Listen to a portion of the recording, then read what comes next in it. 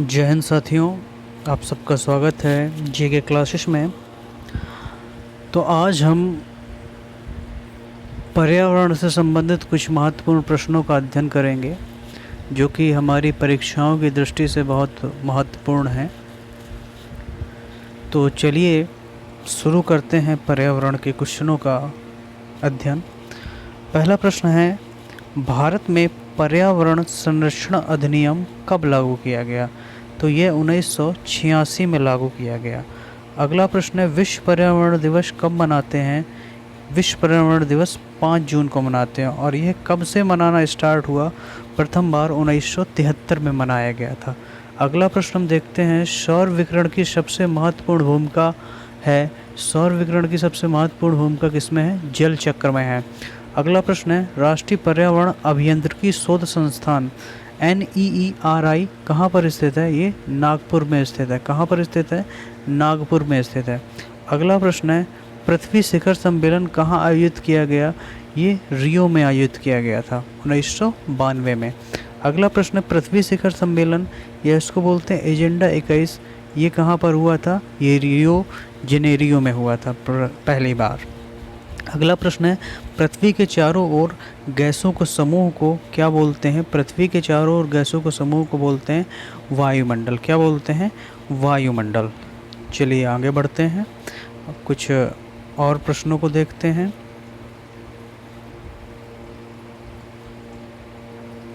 अगला प्रश्न है, वायु क्या है? तो वायु एक प्रकार का क्या है? मिश्रण है। नोबल गैसों में कौन सी गैस वायु में नहीं पाई जाती? बहुत अच्छा क्वेश्चन है, रेडॉन। कौन सी गैस नहीं पाई जाती है? रेडॉन। अगला प्रश्न है, हरे फेफड़े कहा जाता है? हरे फेफड़े बोलते हैं किसको? वनों को, क्योंकि वनों से हमें ऑक्सीजन मिलती है, इसलिए वनों को क्या बोला जाता है? हरे फेफड़े। अगला प्रश्न है, मौसम विज्ञान संगठन का मुख्यालय कहाँ है? ये जिनेवा में है। अगला प्रश्न है, संयुक्त राष्ट्र पर्यावरण कार्यक्रम का मुख्यालय कहाँ है? ये नैरोबी। नैरोबी केन्या में पड़ता है, ये वहाँ का पर इसका मुख्यालय स्थित है। अगला प्रश्न देखते हैं, ग्रीन पीस इंटरनेशनल का मुख्यालय कहाँ है? एम्स्टर्डम में है और ये नीदरलैंड में स्थित है। ठीक है। अगला प्रश्न है, हरित गृह कृषि। हरित गृह कृषि की शुरुआत कहाँ से हुई थी? पंजाब से शुरुआत हुई थी। ठीक है।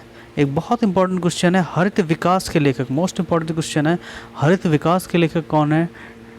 WM Adam. ये याद कर लीजिएगा इसको, हरित विकास के लेखक कौन है? WM Adam. तो यहाँ तक आपको समझ में आ गया होगा। चलिए आगे बढ़ते हैं, प्रश्नों को और लेते हैं, कुछ महत्वपूर्ण प्रश्नों को। पृथ्वी सम्मेलन 5 का आयोजन कब हुआ? 1997 में। पृथ्वी सम्मेलन 5 का आयोजन कब हुआ? 1997 में। अगला प्रश्न है, भारत में पर्यावरण संरक्षण अधिनियम अभी बताया था कब हुआ था? 1986 में। तो इसका जो दूसरा नाम है, इसको छाता विधान भी बोलते हैं। क्या बोलते हैं? इसका जो दूसरा नाम है छाता विधान। अगर प्रश्न पूछा जाए कि पर्यावरण संरक्षण अधिनियम का दूसरा नाम क्या है, तो आप बताएंगे छाता विधान। या पूछ सकते हैं छाता विधान अधिनियम कब लागू हुआ? तो 1986 में। ग्रीन आर्मी, ग्रीन आर्मी की स्थापना कहाँ की गई? ऑस्ट्रेलिया में। किस लिए की गई? पर्यावरण संरक्षण हेतु। पारिस्थितिकी तंत्र, मोस्ट इंपॉर्टेंट क्वेश्चन है, पारिस्थितिक तंत्र की संकल्पना किसने दी थी?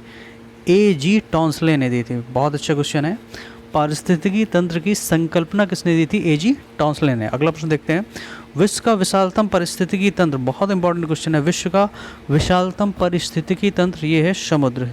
ठीक है, सागर है। अगला प्रश्न देखते हैं, पारिस्थितिकी निकाय में ऊर्जा का प्राथमिक स्रोत। पारिस्थितिकी निकाय में ऊर्जा का प्राथमिक स्रोत क्या है? सूर्य है।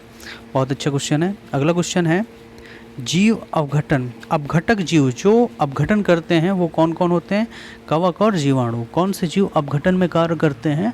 आपसे पूछा जा सकता है कि अपघटक जीव कौन कौन से हैं। तो जो जीव कार्बनिक यौगिकों को अकार्बनिक यौगिकों में तोड़ते हैं वो अपघटक कहलाते हैं, और अपघटक जो होते हैं कवक और जीवाणु कहलाते हैं। तो उम्मीद है कि आपको ये बहुत अच्छे से प्रश्न समझ में आए होंगे। चलिए आगे बढ़ते हैं हम इसी प्रश्नों की श्रृंखला को। अगला है, समुद्री वातावरण में प्राथमिक उत्पादक कौन है?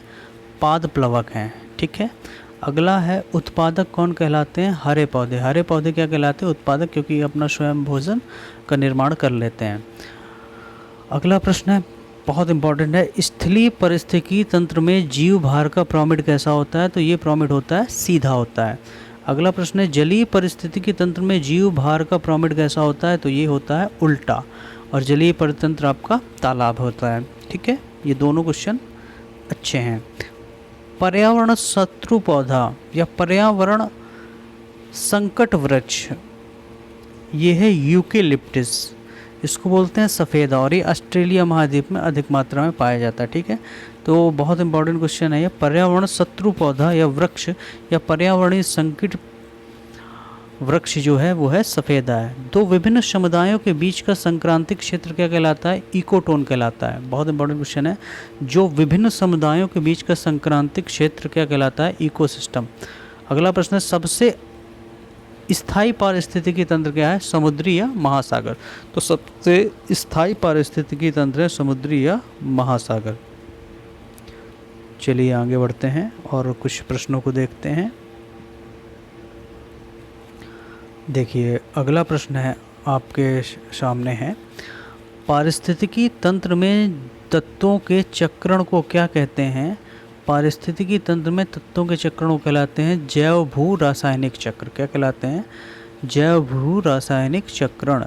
वन्य जीव संरक्षण अधिनियम कब पारित हुआ? 1972 में। इंपॉर्टेंट है। वन संरक्षण अधिनियम, ये दोनों याद कर लीजिएगा। वन्य जीव संरक्षण अधिनियम 1972 में पारित हुआ और वन संरक्षण अधिनियम 1980 में पारित हुआ। इनमें कंफ्यूज होने की ज़रूरत नहीं है, सही से याद कर लीजिएगा इसे। वन्य जीव संरक्षण अधिनियम 1972 में और वन संरक्षण अधिनियम 1980 में पारित हुआ। अगला देखते हैं, भारत में 4 जैव विविधता हॉटस्पॉट स्थल कौन कौन से हैं? पहला है पूर्वी हिमालय, दूसरा है पश्चिमी घाट, तीसरा है म्यांमार भारत सीमा या सुंडालैंड, और चौथा है अंडमान एवं निकोबार द्वीप समूह। ये आपसे परीक्षाओं में पूछ लिया जाता है कि भारत के 4 जैव विविधता या हॉटस्पॉट स्थल कौन कौन से हैं। ऑप्शन में दे देता है, 3 नाम दे देगा और कहेगा कौन सा नहीं है। सबसे लंबा जीवित वृक्ष कौन सा है? सिकोया। इंपॉर्टेंट क्वेश्चन है, सबसे लंबा जीवित वृक्ष कौन सा है? सिकोया है।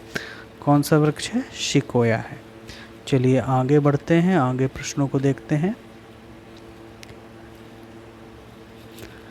अगला प्रश्न है, red data book. Red data book क्या होता है कि इसमें जो संकटग्रस्त प्रजातियां होती हैं उनकी सूची रखी जाती है, उसको बोलते हैं रेड डाटा बुक। संकटग्रस्त पौधे व पशुओं की सूची है। ठीक है, IUCN इसको प्रकाशित करती है। जब भी आपसे पूछे, रेड डाटा बुक बहुत इंपॉर्टेंट है। वनस्पति शास्त्रियों का स्वर्ग किसको कहते हैं? सिक्किम बोलते हैं। वनस्पति शास्त्रियों का स्वर्ग किसको कहा जाता है? सिक्किम को कहा जाता है। शांति घाटी कहाँ पर स्थित है? केरल में है, इसको बोलते हैं साइलेंट वैली। ठीक है। फूलों की घाटी कहाँ है? फूलों की घाटी उत्तराखंड में स्थित है। कई बार पूछा गया ये प्रश्न है। विश्व आर्द्र भूमि दिवस, वर्ल्ड वेटलैंड डे 2 फरवरी को मनाया जाता है। ये भी पर्यावरण का बहुत इंपॉर्टेंट क्वेश्चन है। विश्व आर्द्र भूमि दिवस, वर्ल्ड वेटलैंड डे 2 फरवरी को मनाते हैं। रामसर सम्मेलन संरक्षण, रामसर सम्मेलन कहाँ पे आयोजित हुआ था? ईरान में हुआ था। किस भूमि के लिए? इसी आर्द्र भूमि के लिए आयोजित किया गया था। इसी के कारण हम इस दिवस को मनाते हैं, विश्व आर्द्र भूमि दिवस को। आगे देखते हैं अगला प्रश्न। अगला प्रश्न है, समुद्री गाय किसको बोलते हैं? ड्यूयोंग को बोलते हैं, स्तनधारी है, इसको समुद्री गाय। प्रश्न आ जाता है कि समुद्री गाय किसे कहते हैं?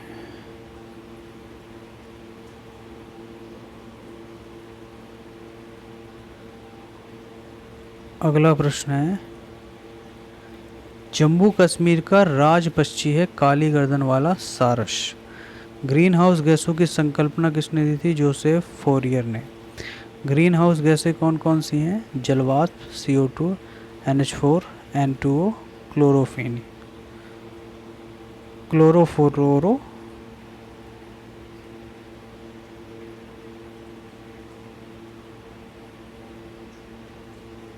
कार्बन।